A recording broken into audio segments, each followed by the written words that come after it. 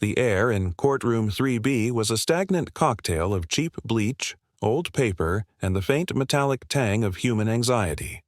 It was a sterile, unforgiving space, designed to strip away individuality and replace it with the cold, hard calculus of the law. Sunlight struggled through the tall, grimy windows, illuminating dust motes that danced like tiny, indifferent ghosts in the oppressive quiet. Every sound was magnified: the squeak of a worn leather shoe, the rustle of a legal brief, the low, constant hum of the overhead fluorescent lights that bathed everything in a pale, sickly glow. This was a room built for judgment, not for justice, a place where lives were weighed on tarnished scales by men who had long forgotten the difference between the two. At the prosecution's table sat Alistair Davies, a man whose ambition was a physical presence in the room. It radiated from him, a palpable heat that warped the air round his tailored suit. His dark hair was slicked back with a precision that bordered on aggressive, and a perpetual knowing smirk seemed etched onto his lips. He was the architect of this proceeding, the celebrated prosecutor who had secured the convictions of 50 individuals in a sweeping, high-profile case built on what he had triumphantly called unassailable digital forensics. To him, this hearing was a mere formality, a procedural fly to be swatted away before he could move on to his next conquest, his next headline. His gaze swept across the courtroom, dismissing everyone in it as either a pawn or an obstacle. Across the aisle, in the scarred wooden benches of the public gallery, sat Leo.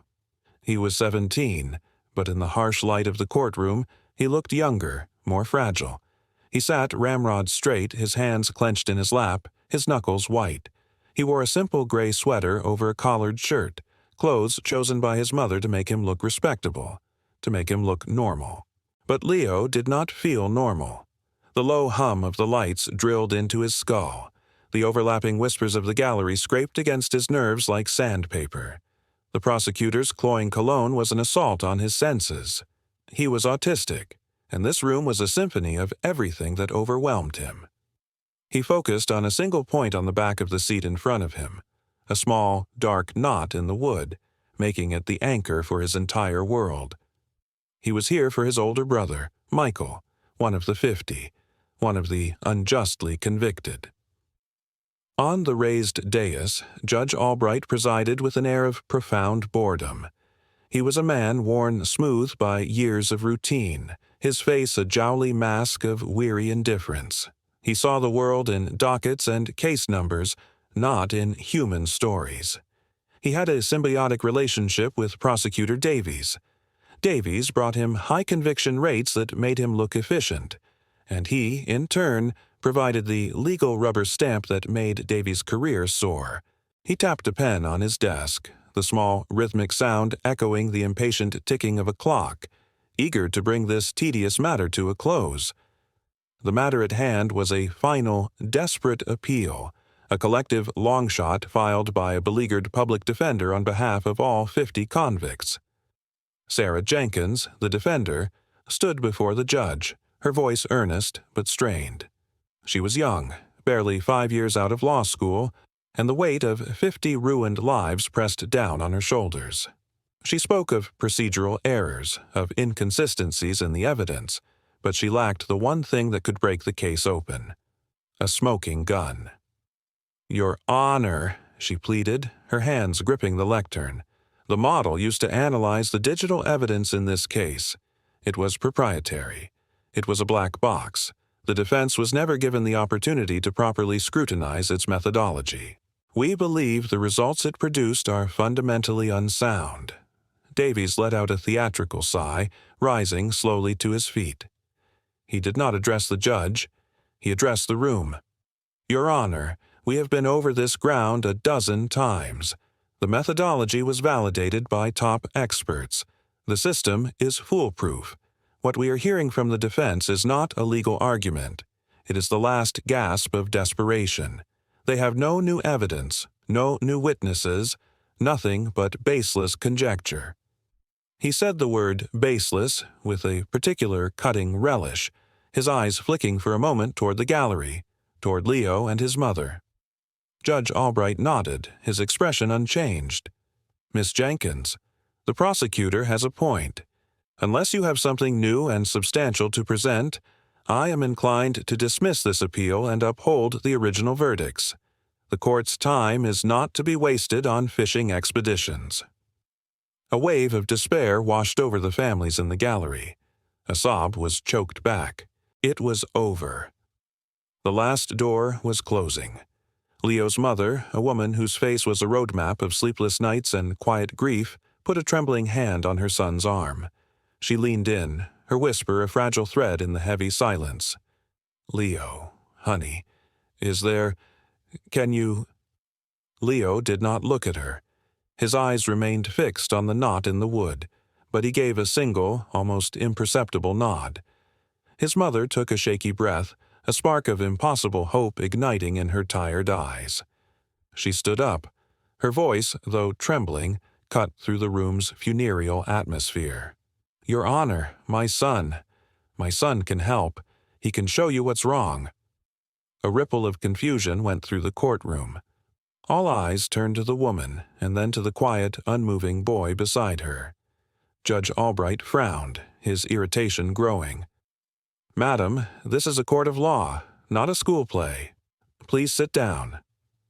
But Alistair Davies saw an opportunity. His smirk widened into a cruel grin. This was perfect. A final, public humiliation to cap off his victory. "On the contrary, Your Honor," he said, his voice dripping with condescending magnanimity. "Let the woman speak. Let's hear what the boy has to say. The court is, after all, a place for truth, from wherever it may come." He turned his full attention to Leo, his eyes glittering with malice. "Well, boy, you have the court's attention. What is this great secret you have to share?" The weight of every stare in the room fell upon Leo. The hum of the lights grew to a roar in his ears. The air grew thick, suffocating. He could feel his mother's hand trembling on his shoulder. He could feel the prosecutor's mocking gaze like a physical blow. Words were a tangled mess in his throat, a locked cage he couldn't find the key for. He opened his mouth, but only a dry, rasping sound came out. Davies chuckled, a low, ugly sound. "Cat, got your tongue? Or perhaps the genius needs a moment to consult his notes." Some of the junior prosecutors at his table snickered along with him. The mockery was a poison, seeping into the air, and Leo felt it coiling in his stomach. He tried again, forcing the air from his lungs, forcing the sounds into a shape. His voice was barely a whisper, a ghost of a sound in the cavernous room. "I can solve it." The words hung there for a moment, thin and fragile. Then Davies threw his head back and laughed. It was not a small laugh. It was a loud, booming, unrestrained bray of derision that echoed off the high ceilings. "He can solve it," he announced to the courtroom, as if sharing the punchline of a hilarious joke. "The boy can solve the most complex digital forensics case in the state's history. Forgive me, Your Honor, I was unaware we were in the presence of such a prodigious talent." The judge's lip curled in a semblance of a smile. He was enjoying this. "Son," he said, his voice laced with patronizing authority, "this is not a game. These are serious matters. People's lives are at stake." The irony of his statement was a mountain so vast it was invisible to him. But Leo's mother was not deterred. The fire in her had been kindled, and she would not let it be extinguished by their scorn. "He can," she insisted, her voice gaining strength. "He saw it in the files. He saw the pattern.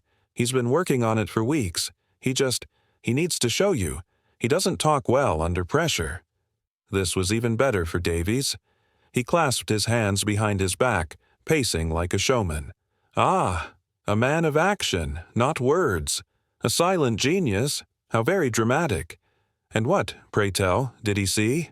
A smudge on a document? A coffee stain that looks like a confession?"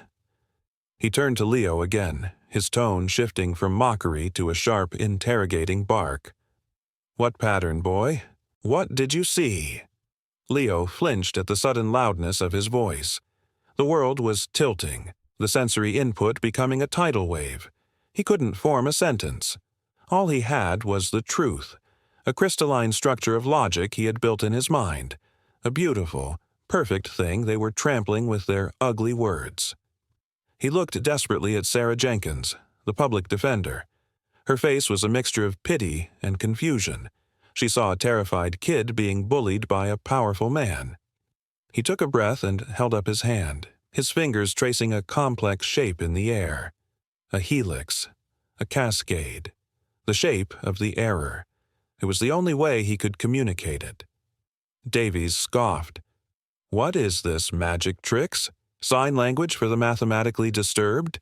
Your Honor, this is an insult to the court, to the victims of these criminals, and to the very concept of justice." He pointed a finger directly at Leo. "This is a circus, and this boy is the clown." Trinket, brat, clown. The words were stones thrown at him. But inside Leo, something shifted. The fear did not vanish, but it was joined by a cold, sharp clarity.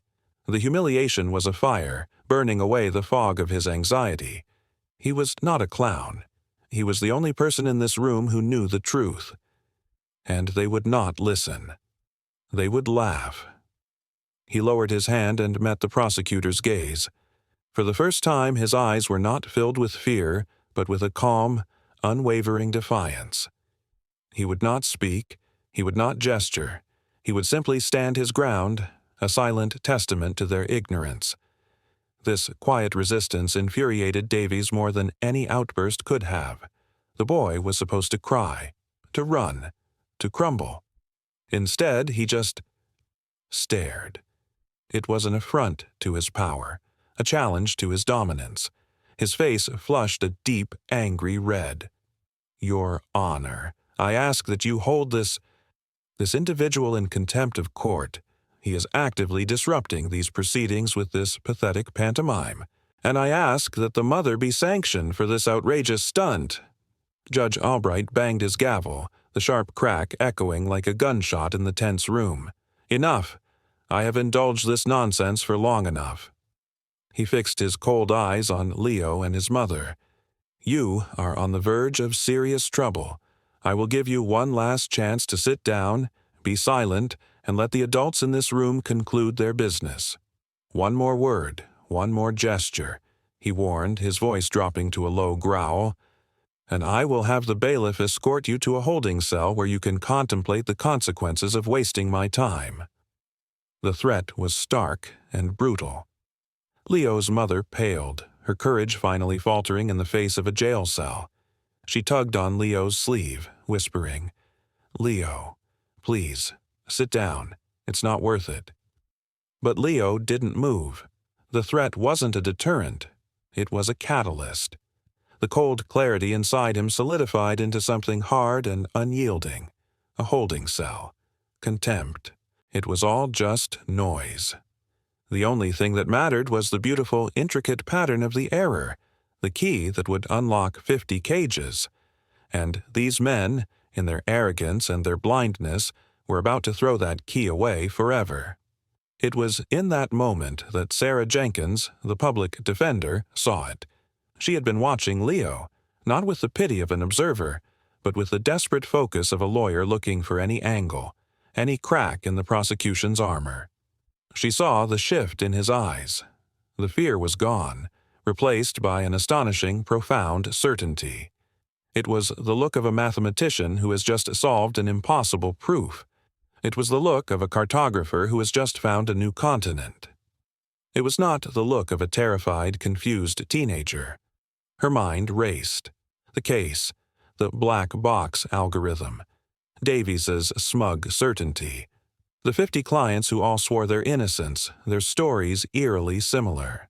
The prosecution's case was a monolith, a towering structure that seemed impenetrable. But what if it wasn't a monolith? What if it was a house of cards, and this strange, silent boy had just seen which card to pull to make it all come tumbling down? It was a wild, insane gamble. It could get her disbarred.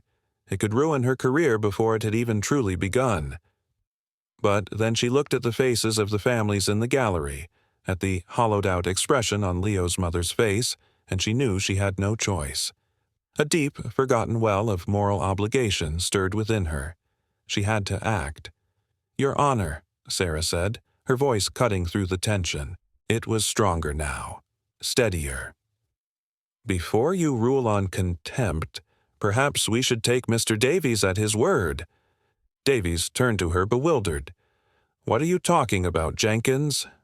"You said, 'Let's see what the boy has to say.' You called him a man of action." "Let's call your bluff," she said, her gaze unwavering. "The court has a whiteboard, does it not, for presenting evidence?" She pointed to a large, dusty whiteboard leaning against the far wall, forgotten and unused. "Let him show you. No words, no theatrics, just let him write. If it's nonsense, as you so confidently claim, then you can hold him in contempt, and me along with him. But if it's not, what are you so afraid of, Mr. Davies?" The challenge hung in the air, sharp and pointed. She had turned his own mockery back on him, framing his resistance not as a defense of the court's dignity, but as fear. Davies was momentarily speechless. He had been so sure of his control, and now this junior public defender was trying to wrestle it away from him. Judge Albright looked from Sarah to Davies, a flicker of uncertainty in his eyes. The gallery was murmuring, the atmosphere shifting. "This is absurd," Davies sputtered, recovering his composure. "We are not going to turn this courtroom into a classroom for a disturbed child." "Why not?" Sarah pressed, growing bolder. "You said your evidence was unassailable, that your expert's validation was foolproof. If that's true, then nothing a boy with a marker can write on a board could possibly change that. Unless, of course, it isn't true. Unless there's a flaw you're hoping no one is smart enough to find." It was a masterstroke of rhetoric. She had painted him into a corner. To refuse now would look like he was hiding something. The smug certainty he had worn like a suit of armor was beginning to crack. He looked at the judge, expecting him to shut her down, but Judge Albright was watching the jury box where the spectral presence of a potential appeals court review was beginning to form. Denying this request now, after all the public mockery, could be framed as prejudice. It was a small risk, but a risk nonetheless. "Fine," the judge grumbled, his voice thick with resentment. He waved a dismissive hand towards the bailiff. "Bring the board. Give the boy a marker." He glared at Leo. "You have 5 minutes. 5 minutes to show us this miracle. And when you are done, and you have produced nothing but gibberish, I will hold you in contempt. Is that understood?" Leo nodded. The noise in his head quieted, replaced by a singular, humming focus. He walked toward the whiteboard, his steps measured and even. The bailiff, a large man with a weary face, heaved the board to the center of the room and handed Leo a black, dry erase marker. The plastic of the marker was cool and smooth in his hand. It felt like a key. As Leo stood before the vast, white emptiness of the board, the courtroom seemed to fade away. The whispers, the stares, the oppressive weight of the room. It all receded, leaving only him and the problem. The beautiful, flawed problem. His mind went back, not as a memory, but as a living experience, to the moment he had first seen it. His brother, Michael, had been home for a weekend visit from college, vibrant and full of life. Then came the arrest, the confusion, the trial. Michael's lawyer, defeated and exhausted, had left a box of case files at their house. Piles of digital printouts, logs, data dumps. A meaningless mountain of jargon to his parents, but to Leo, it was a language. He had spent nights in his room, the floor covered in papers, not reading the words but seeing the shapes between them. The prosecution's case rested on a piece of software that had supposedly traced illicit communications through a complex encrypted network linking all 50 defendants. The company that designed it called it the Oracle. The state's experts had testified that its encryption-breaking algorithm was revolutionary. But as Leo sifted through the raw data, he saw something else. It wasn't a revolution, it was a shortcut. The algorithm didn't truly break the encryption. It looked for patterns, for statistical anomalies in the data packets, and made assumptions. And, in this case, the assumption it made was fundamentally, catastrophically wrong.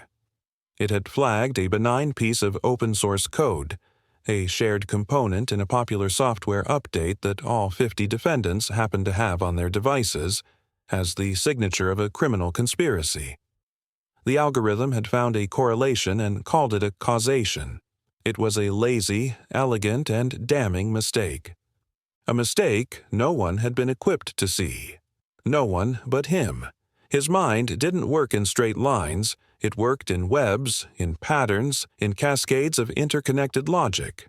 He saw the flaw not as an error in a line of code, but as a dissonance in a grand mathematical symphony. While Leo was lost in this internal world of pure logic, Sarah Jenkins was taking the biggest risk of her life. She slipped out of the courtroom under the guise of needing a file from her office. Her heart hammered against her ribs. She pulled out her phone, her fingers fumbling as she scrolled through her contacts. The name she was looking for wasn't a lawyer or a judge. It was a name she'd found in a footnote of a decade-old academic paper criticizing early versions of pattern recognition algorithms, the very technology that was the ancestor of the Oracle. The name was Professor Evelyn Reed. The paper had been published by a prestigious university renowned for its mathematics and cryptography departments. It was a 1 in a million shot. She found the university's number and dialed, her breath held tight in her chest. A polite, automated voice answered.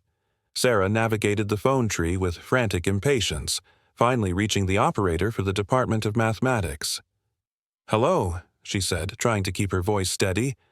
"I need to speak with Professor Evelyn Reed. It is a matter of extreme urgency." "I'm sorry, Professor Reed is in a seminar. She does not take unscheduled calls," the operator replied, her voice bored and dismissive. "Please," Sarah begged, desperation cracking through her professional veneer. "You have to put me through. It's about the Oracle algorithm. It's about a mass wrongful conviction. It's about a boy who is solving it right now." The words sounded insane, even to her own ears. There was a pause on the other end. The operator was about to hang up. "Listen," Sarah said, her voice dropping to an intense whisper. "Just tell her this. Tell her someone has found a fundamental flaw in the recursive pattern analysis of the Oracle system. Tell her they've derived a counterproof from the base data set. Use those words.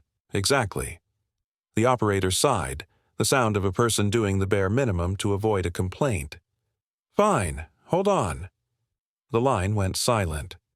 Sarah's mind screamed. This was it. She had either just saved 50 lives or made a fool of herself and destroyed her career for nothing. Seconds stretched into an eternity. She could hear the faint, tinny sound of hold music. She was about to hang up to admit defeat when the line clicked. A new voice came on, sharp, clear, and utterly authoritative. It was a voice that tolerated no ambiguity. "This is Professor Reed. You have 60 seconds. Go."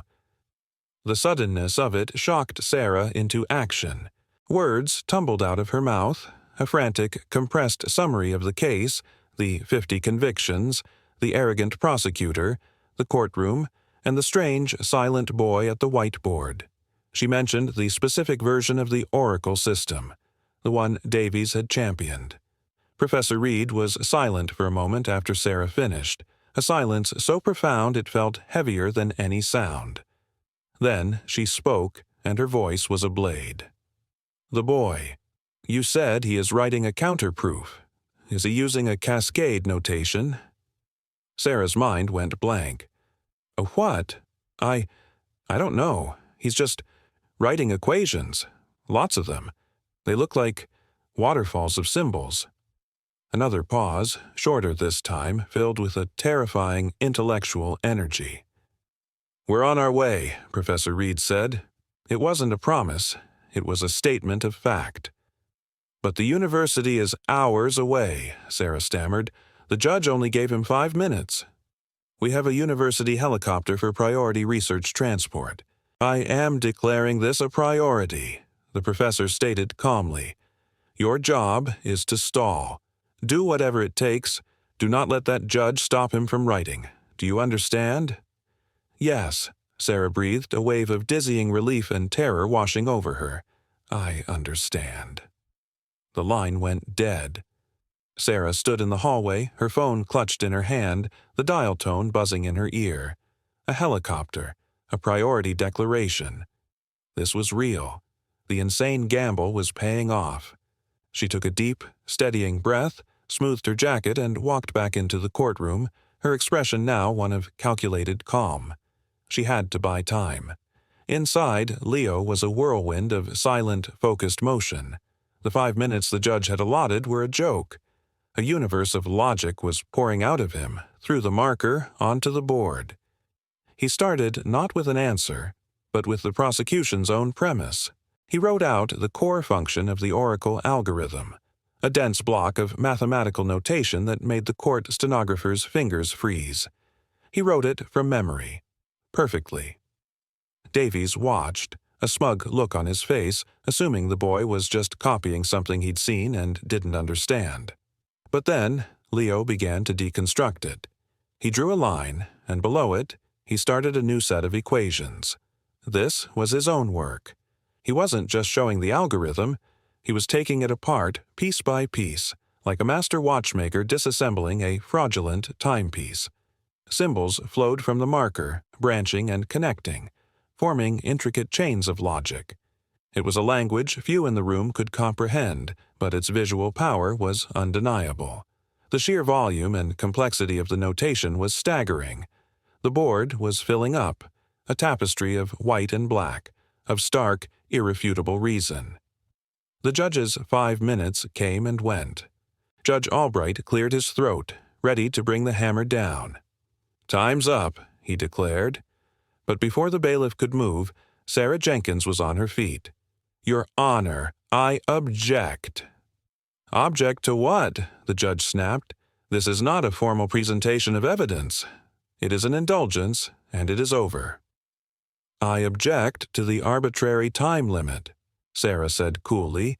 "The court record will show that Prosecutor Davies challenged the boy to solve it.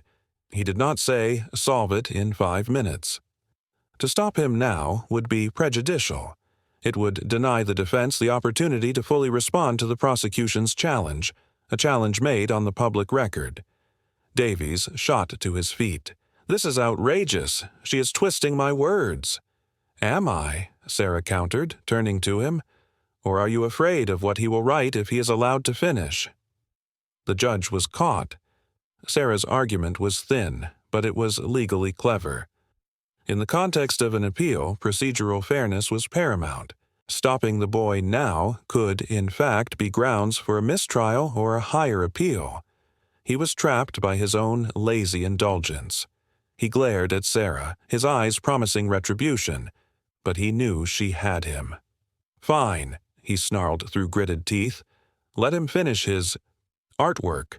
But the moment that marker stops, we are done." Sarah sat down, her heart pounding. She had bought him time. She glanced at the clock on the wall. How long did it take a helicopter to travel 100 miles?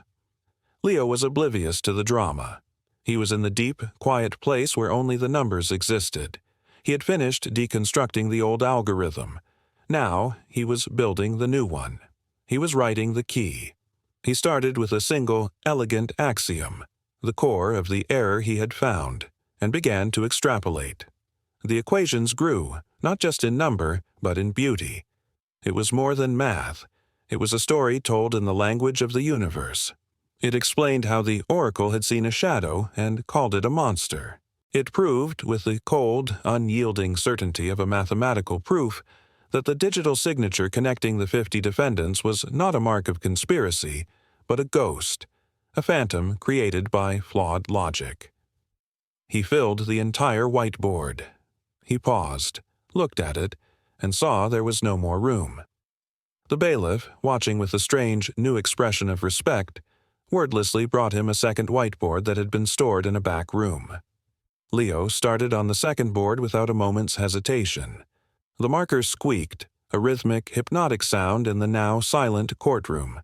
The gallery was mesmerized. Davy's smug expression had been replaced by a tight, strained look of confusion and dawning anxiety. This was not the gibberish he had expected. This was something else, something far beyond his comprehension. 45 minutes had passed. Sarah was sweating, her calm facade beginning to crumble. She was out of tricks. The judge was looking at the clock, his patience worn to a microscopic thread. Leo was still writing, his movements starting to slow as his proof reached its final, devastating conclusion. He was writing the last line, the QED of his argument, when it happened. The heavy oak doors at the back of the courtroom burst open. They didn't swing open gently. They flew open, slammed against the walls by two large men in dark suits, creating a boom that made everyone, including the judge, jump. The entire room went silent. Every head swiveled to the entrance. Framed in the doorway stood a woman in her late 60s, her white hair cut in a sharp, no-nonsense bob. She wore a simple but impeccably tailored tweed jacket and carried an old leather satchel. Her eyes, a brilliant, piercing blue, swept across the room with an intensity that seemed to take in every detail in a single, sweeping glance. She was flanked by the two men who had opened the doors, and behind them, a group of 4 other people, academics, by the look of their clothes, their faces a mixture of excitement and grim purpose. The authority they radiated was not legal or political. It was intellectual, and in this context, it felt infinitely more powerful. Judge Albright, furious at the interruption, found his voice. "What is the meaning of this? This is a closed session. I am Judge Albright, and I demand you identify yourselves." The woman, Professor Evelyn Reed, completely ignored him. It was not a deliberate act of disrespect. It was the simple, profound indifference of a greater force acknowledging a lesser one. Her eyes were locked on the 2 whiteboards at the front of the room. She walked forward, her footsteps measured and rhythmic on the tiled floor, a sound that cut through the stunned silence. Her team followed, their expressions mirroring hers. They bypassed the prosecution's table. They bypassed the defense table. They walked right past the judge's dais as if it were a piece of furniture. They stopped in front of the whiteboards, their backs to the rest of the courtroom. For a long moment there was no sound but the faint hum of the lights. Davies, seeing his authority so utterly disregarded, rose. "I am the prosecutor in this case. Who are you people?" Professor Reed didn't turn around. She pointed a single, elegant finger at a section of Leo's equations on the first board. "The flaw in the recursive loop," she murmured to one of her colleagues, her voice carrying in the dead quiet. "He isolated it. Look at that notation. It's unconventional, but it's perfect." Her colleague, a younger man with glasses, gasped. "My God, Evelyn, he didn't just find the flaw. He's derived a universal decryption key for the entire Oracle data set from first principles." He looked at the second board. This is impossible. This would take a team of our best graduates 6 months." Professor Reed finally turned, not to the judge or the prosecutor, but to Sarah Jenkins. "You're the public defender?" she asked. "Yes," Sarah whispered, rising to her feet. "Thank you for your call," the professor said simply. Then she turned her attention to Leo, who was standing beside the whiteboard, marker still in hand, watching them with a quiet, observant calm. The 2 of them, the elderly woman who was a legend in her field and the silent teenage boy, looked at each other. In her eyes there was no pity, no condescension. There was only a profound, breathtaking respect. It was the look of one grandmaster acknowledging another. She approached him slowly. "You," she said, her voice soft but clear, "are the one who did this?" Leo gave a single, small nod. Professor Reed's face broke into a rare, brilliant smile. It transformed her severe features, making her look both joyful and immensely powerful. She looked back at the board, then at Leo. "It's beautiful," she said, her voice filled with genuine awe. "Truly, truly beautiful." Judge Albright had finally had enough. His face was purple with rage. I will have you all arrested for contempt. Bailiff, remove these people." Professor Reed turned her head slowly to look at him, her smile vanishing, her eyes turning to chips of ice. "You will do nothing of the sort, Judge," she said, her voice cracking like a whip. She reached into her satchel and pulled out a sheaf of papers, tossing them onto the clerk's desk.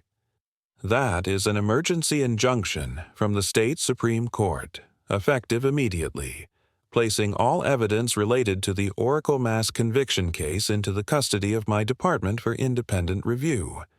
It also grants my team and myself full judicial immunity to conduct our investigation. It is signed by Chief Justice Miller himself. I called him from the helicopter." The judge stared at the papers as if they were a snake. Chief Justice Miller. He felt the floor drop out from under him. Professor Reed then turned her piercing gaze on Alistair Davies. The prosecutor, who had been a titan of arrogance just an hour before, seemed to shrink in his suit. He looked small, his face a pasty, sweating mask of disbelief. "And you," she said, her voice dripping with cold disdain. "Prosecutor Davies, you built your career on a lie so profound, so technically incompetent that you have managed to wrongfully imprison 50 innocent people."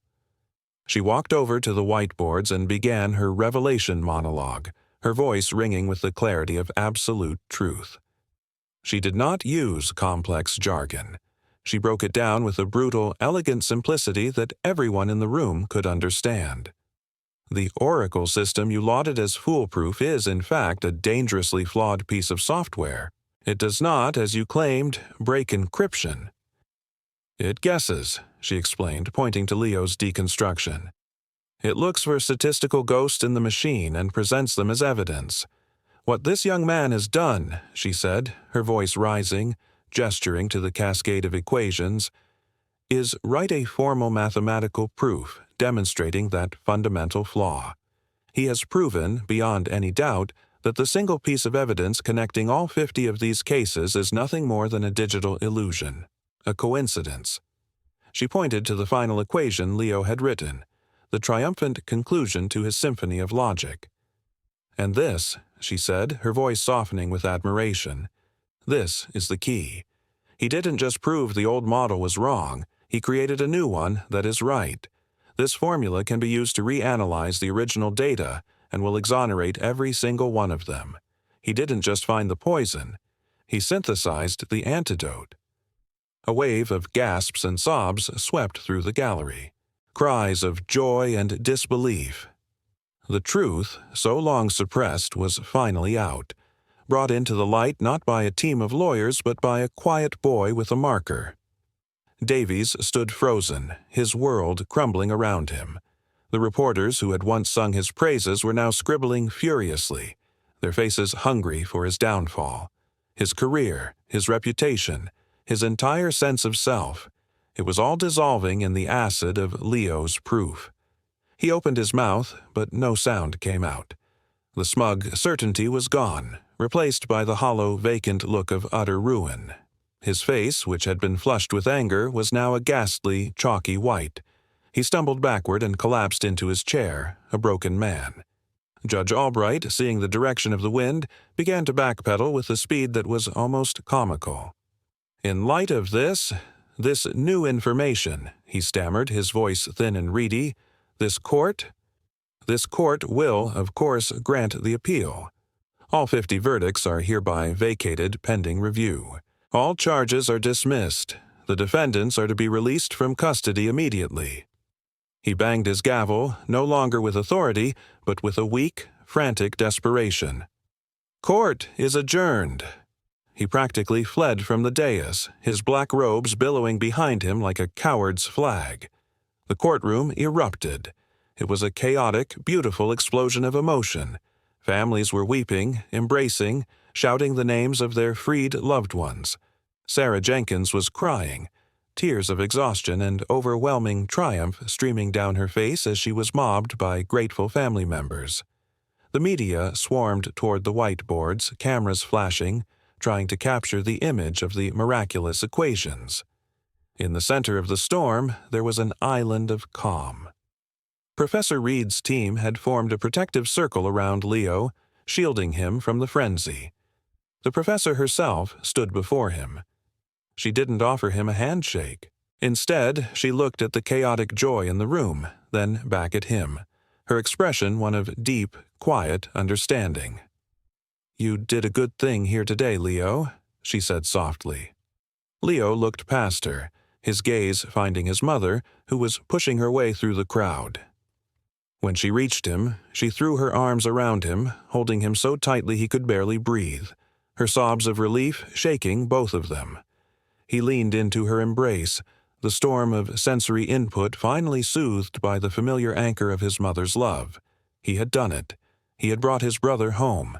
He felt no triumph, no pride, only a quiet, profound sense of rightness. The pattern was complete.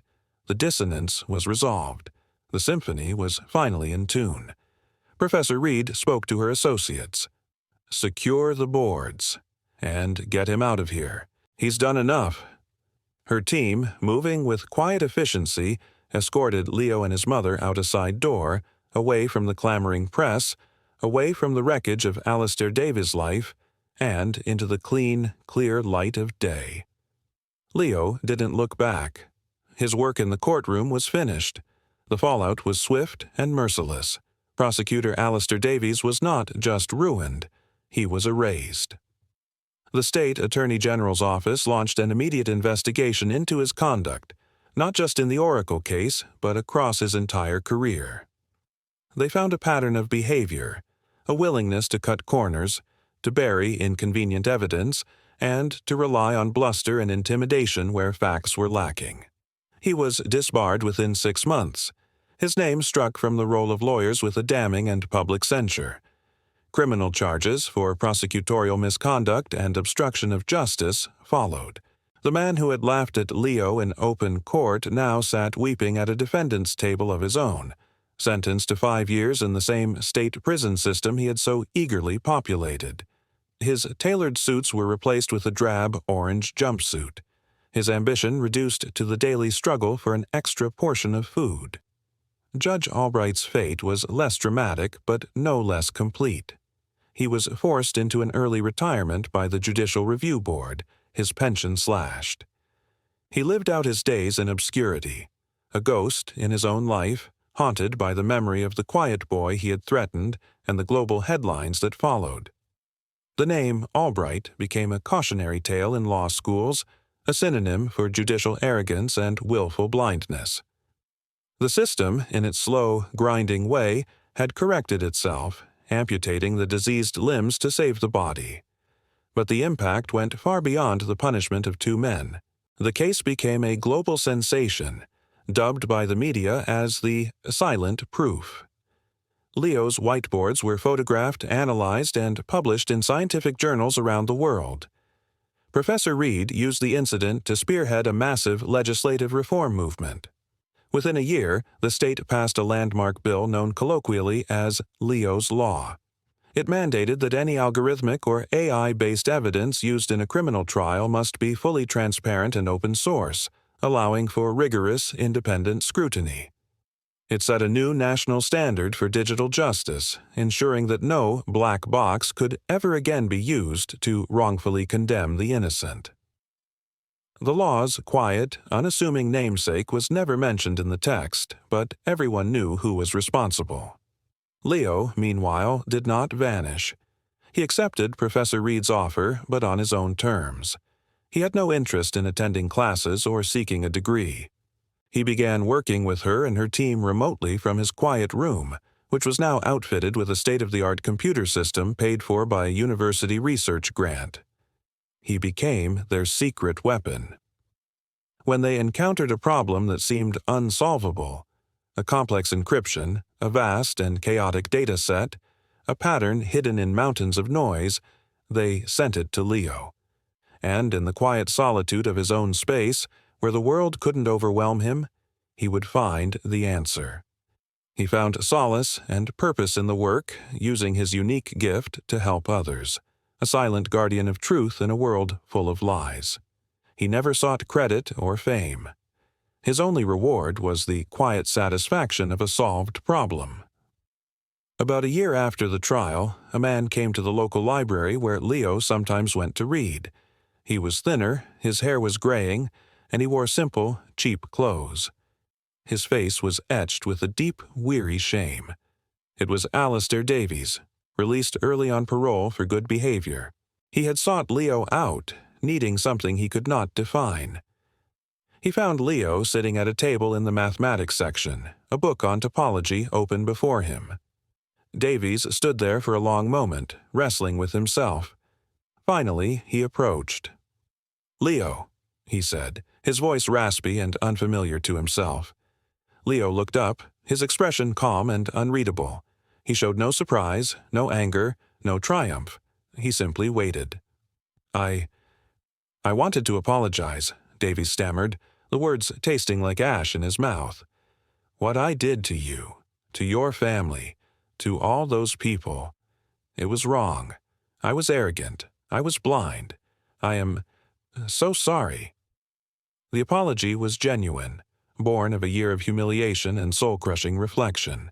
He was hoping for a sign of forgiveness, a word that would lift even a fraction of the immense weight from his soul. Leo looked at him for a long moment, his gaze direct and unnervingly clear. He closed his book softly.